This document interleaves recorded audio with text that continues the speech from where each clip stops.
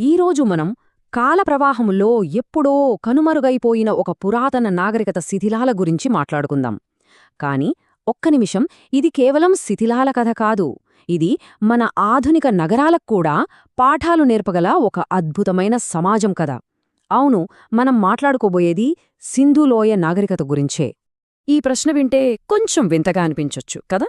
ఏంటి, 4,500 ఏళ్ల క్రితం నాటి నగరం మన సీమెరణ నగరాలతో పోటీపట్టమా? అదెలా సాధ్యం?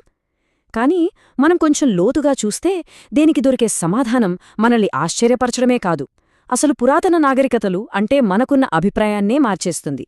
ఈ నాగరికత ఎంత పెద్దదో ఊహించగలరా?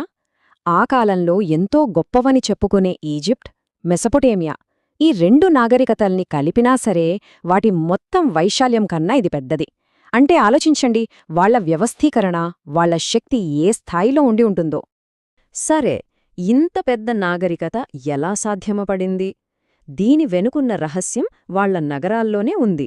కాబట్టి మొదటి సెక్షన్లో హరప్పా సంస్కృతికి అసలైన గుర్తింపిచ్చిన వాళ్ల అద్భుతమైన నగర ప్రణాళిక గురించి తెలుసుకుందాం. మొహెంజోదారో, హరప్పా లాంటి నగరాల్ని చూస్తే ఒక విషయం మనల్ని ఆశ్చర్యపరుస్తుంది. అదే ఈ గ్రిడ్ ప్యాటర్న్. అంటే వాళ్ల వీధులన్నీ పక్కాగా ఉత్తరం దక్షిణం తూర్పు పడమర అక్షాలపైనే వేశారు. ఎంత పర్ఫెక్ట్గా ప్లాన్ చేశారంటే గాలి సహజంగానే వీధుల్లోంచి ప్రవహించి వాటిని శుభ్రంగా ఉంచేదట.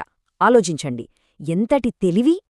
హరప్పన్ల ఇంజనీరింగ్ స్కిల్స్ గురించి చెప్పాలంటే వాళ్ల ఇటుకల గురించే మొదట చెప్పాలి. వాళ్లు వాడింది సాధారణమైనది కాదు, బట్టీలో కాల్చినా పక్కాగా ఒకే సైజులో ఉన్న ఇటుకలు. అదే సమయంలో వాళ్లతో పాటు ఉన్న వేరే నాగరికతలు మామూలు మట్టి ఇటుకలతోనే సరిపెట్టుకున్నాయి. అందుకే 1000 ఏళ్లైనా వాళ్ల కట్టడాలు ఇంకా నిలబడి ఉన్నాయంటే కారణం ఈ నాణ్యమైన ఇటుకలే. ఈ ఫీచర్స్ అన్నీ చూస్తుంటే మనకొక విషయం అర్థమవుతుంది. ఆ సమాజం ప్రజల ఆరోగ్యానికి, సోషల్ ఆర్డర్కి, ఇంకా ప్రైవసీకి ఎంత విలువిచ్చిందో తెలుస్తుంది. వాళ్ల సిటీ ప్లానింగ్ ఎంత ఫ్యూచరిస్టిక్గా ఉందో కదా. సిటీ ప్లానింగ్ ఒక ఎత్తైతే వాళ్ల అసలైన అద్భుతం ఇంజనీరింగ్లో ఉంది. సరే, ఇప్పుడు మన నెక్స్ట్ సెక్షన్కి వెళ్దాం. ఈ నాగరికతకు వెన్నెముకలా నిలిచిన ఆ ఇంజనీరింగ్ అద్భుతాలు ఏంటో ఇంకాస్త లోతుగా చూద్దాం.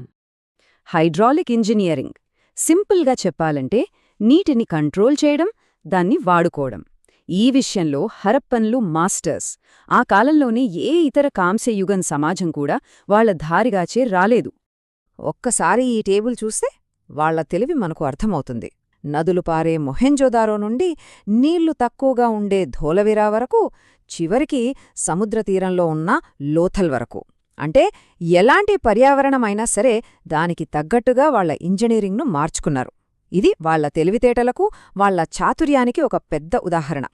ఇంకో అద్భుతమైన విషయమేంటంటే వాళ్ల శానిటేషన్ సిస్టమ్.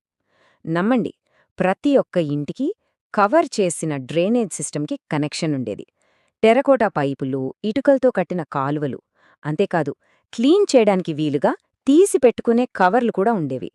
ఇదంతా 1000 సంవత్సరాల క్రితం. ఊహించుకోడానికే ఆశ్చర్యంగా ఉంది కదా. సరే, ఇప్పటిదాకా వాళ్ల కట్టడాలు, ఇంజనీరింగ్ గురించి చూశాం. ఇప్పుడు ఆ నగరాల్లో జీవించిన మనుషుల గురించి, ఇంకా వాళ్లు మనకి మిగిల్చిన ఒక పెద్ద మిస్టరీ, వాళ్ల భాష గురించి మాట్లాడుకుందాం. ఈ డాన్సింగ్ గర్ల్ విగ్రహం, ఆ ప్రీస్ట్ కింగ్, ఈ కళాఖండాలు చూస్తుంటే వాళ్ల నైపుణ్యం ఎంత గొప్పదో తెలుస్తుంది. కాని అంతకన్నా ముఖ్యంగా ఇవి మనల్ని ఆ కాలంలోకి తీసుకెళ్తాయి.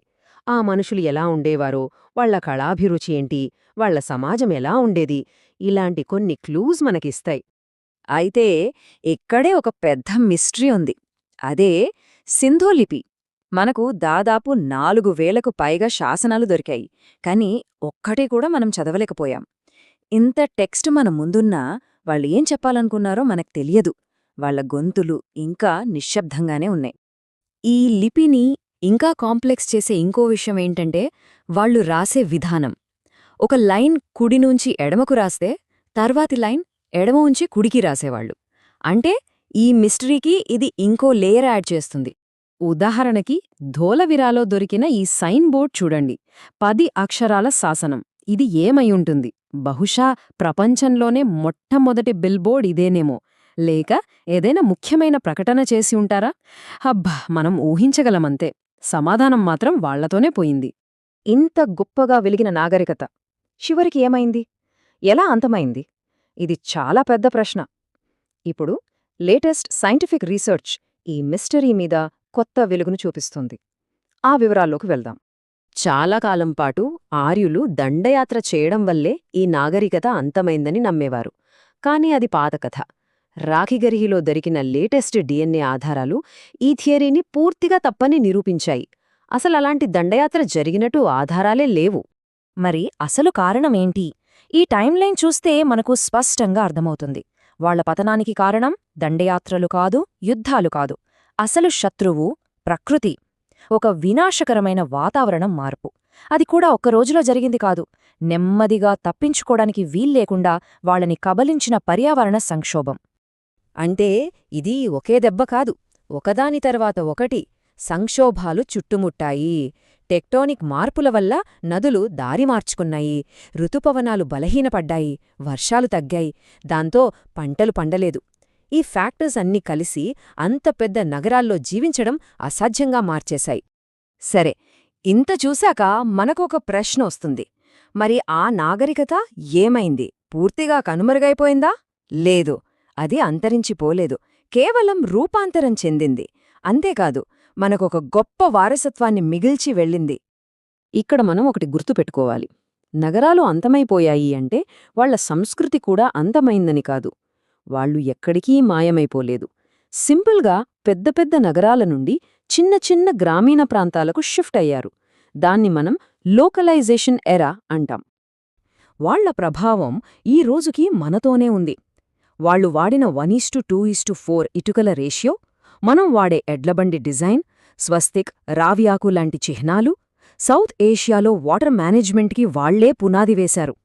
చివరికి యోగా మూలాలు కూడా అక్కడే ఉన్నాయని కొందరు నమ్ముతారు. అంటే వాళ్ల వారసత్వం ఇంకా కొనసాగుతూనే ఉంది. చివరగా ఒక్క విషయం. సింధులోయ కథ కేవలం చరిత్ర కాదు, అది మనకొక హెచ్చరిక. ఆలోచించండి, ఇంత అభివృద్ధి చెందిన, ఇంత ప్లానింగ్తో ఉన్న నాగరికతనే ఒక వాతావరణ మార్పు అంతం చేయగలిగితే, మరి ఈరోజు మనం ఎదుర్కొంటున్న పర్యావరణ సవాళ్ల మధ్య సింధు నాగరికత మనకు ఏ పాఠాలు నేర్పుతోంది? ఇది మనమందరం ఆలోచించాల్సిన ప్రశ్న.